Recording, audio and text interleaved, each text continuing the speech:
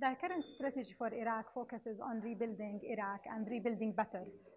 استراتیژی نوێی ئێمە بۆ عراق بنیادنانەوەی عراق بە بنیادنانێکی باشتر. کڕۆکی استراتیژیەکە بۆ یارمەتیدانی حکوومەتە لە هەوڵەکانی بوژانەوە و بنیادنانەوەی ناوچە ئازادکراوەکان بە تیشی خستنە سەر ژێرخانەکان، نەک تەنها بە مانای ڕێگاوبان و قوتابخانە و پردو نەخۆشخانەکان، بەڵکو و ژێرخانی مرۆییش. تیشی گەخەینە سەر ڕەخساندنی هەلی کار بۆ گەڕانەوەی ئاوارەکان، هەروەها ڕەخساندنی هەلێک بۆیان تاکو دەست بە ژیان بکەنەوە، قەرز و پارەی کاشیان بدرێتێ بۆ ئەوی بگەڕێنەوە ژیانێکی شایستە دەست پێ بکەنەوە دوای ئەو شتانەی کە پێیدا تێپەڕبوون. هەروەها استراتیژیەکە نەک تەنها تیشک ئەخاتە سەر ناوچە ئازادکراوەکان، بەڵکو ئێمە تیشی گەخەینە سەر گەیاندنی خزمەتگوزاریە سەرەتایی کۆمەڵایەتیەکان. ئێمە چەندین پرۆژەمان هەیە لە کایە جیاوازەکاندا وەکو وزە و ئاو. لە هەمان کاتدا لەگەڵ حکوومەتدا کار دەکەین بۆ ئەنجامدانی هەموو ریفۆرمێک لە پێناو دروستکردنی کەشێکی گونجاو بۆ کەرتی تایبەت و سەرمایەداری تایبەت و لە هەمان کاتیشدا سەقامگیری ئابووری. لە داهاتوودا کار دەکەین لەسەر هەمەجۆرکردنی دەستێوەردانەکانمان و تیشک دەخەینە سەر گۆڕینی تێڕوانینی عراقیەکان بەرامبەر کار و پیشە. لە داهاتوودا کار لەسەر کۆمەڵێک استراتیژی دەکەین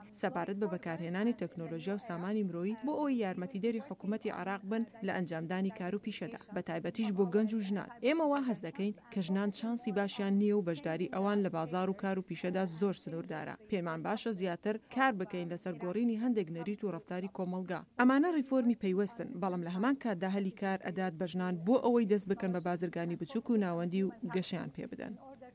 لە قۆناغی دوایدا ئەجدا بە دڵنیاییەوە گۆڕانکاری زۆر هەیە کە پێیوەستن بە سەقامگیری و ئاساییشەوە و گەڕانەوەی یاسا بۆ شارەکان. بە دڵنیاییەوە بەرەو پێچوونێکی بەرچاو هەیە، بەڵام وەک ئەزانین کارەکانمان بەردەوامیان هەیە و لە هەمان کاتدا کارێکی زۆر هەیە ئەبێت بیکەین بۆ ئەوەی باشتر بنیاد بنینەوە. بۆ نمونە باسی مووسڵ بکەین، شاری کۆن پێویستی بە بژانەوەیەکی زۆر هەیە. بەشێکی زۆری ئەم شارە بە تەواوەتی وێران بووە، بەڵام ئەبێت هەمومان توانەکانمان بخەینەگەر تا دڵنیا ببینەوە لەوەی ماستەر پلانێکمان هەبێ بۆ شارەکە و هەمومان ئەتوانین بە زووترین کات شارەکە پاک بکەینەوە لە خاشاک. ئەبێت دڵنیا بینەوە لەوەی لاشەی هەموو ئەوانەی بەداخەوە لە جەنگدا کوژراون گوازرابنەوە و بتوانین دەست بکەین بە بنیادنانی ژێرخان و ئامادەکردنی شارەکە بۆی خەڵکی بگەڕێنەوە بۆی.